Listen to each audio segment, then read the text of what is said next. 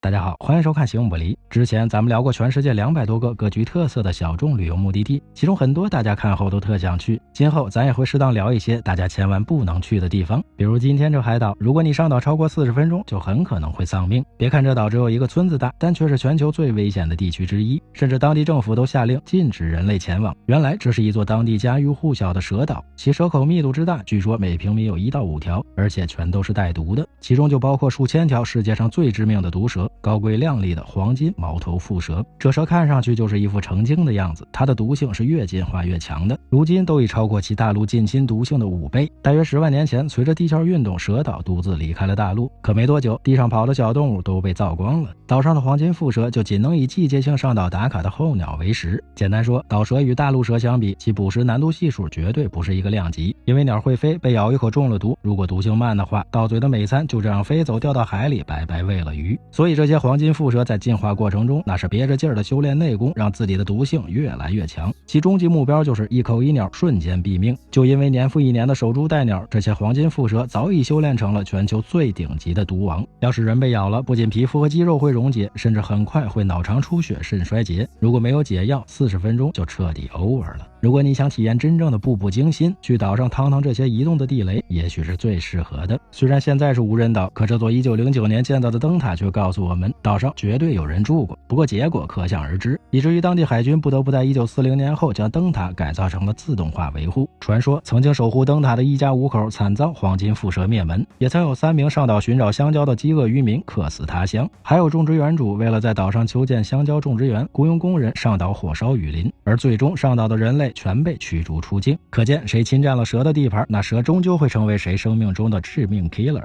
但即便如此，仍有人要去冒险或者搞一搞科研。1921年，当地布坦坦蛇研究所对黄金蝮蛇的毒液展开了研究。1948年，毒液被发现能抗高血压。2001年，源于毒液的药物取得了专利。随着研究的深入，岛上很多黄金蝮蛇都被植入了芯片，并且现在其毒性对于抗癌抗衰老方面也显示出了强大的医学潜力。所以在过去的15年中，黄金蝮蛇的蛇口数量锐减了1半，其中一部分是人类病菌感染致死，而更多的则是受贿的海军和研究人员的非法猎捕。2014年，黄金蝮蛇黑市价一条最高达到3万美金，买家以科学家和动物收藏者为主。目前黄金蝮蛇已被列为极度濒危物种。如果你有幸获批在蛇岛上露营，夜间还会遇到蓝色蝗虫和史前蟑螂，不过耳边会伴随着整夜的嘎吱作响。这座世界上最致命的蛇岛名为大凯马达岛，距离巴西圣保罗海岸35公里，人类未经许可禁止登岛。如果你非常喜欢蛇，实在想看看，那去不了巴西也可以去大连，那儿也有一座极其类似的蛇岛。蝮蛇吃鸟剧毒。最后提醒大家，蝮蛇喜好潮湿，一般都在树枝上，但也不能忽视了脚下。如果进入丛林，一定要带上解药。你记住了吗？来次旅行找一点姿势，有什么问题请留言，欢迎转发点个赞。最后别忘了下期内容更精彩，我们行永不离。